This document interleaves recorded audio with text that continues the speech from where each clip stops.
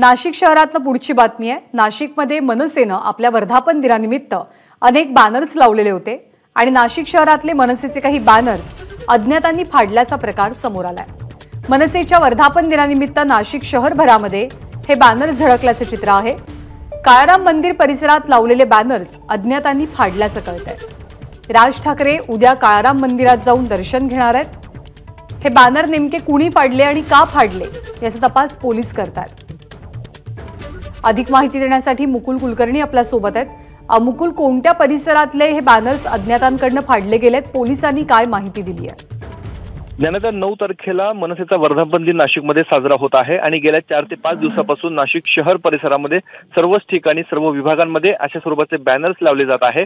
परंतु स्पेसिफिक काळाराम मंदिर परिसरामध्ये काही बॅनर्स लावलेले होते, ते बॅनर्स मध्यरात्रीतून फाडल्याचं हे समोर आलेलं आहे। नेमके हे बॅनर्स का फाडले याबाबतचं कारण कळलं नाही, कोणी फाडले हे देखील कळलं नाहीये।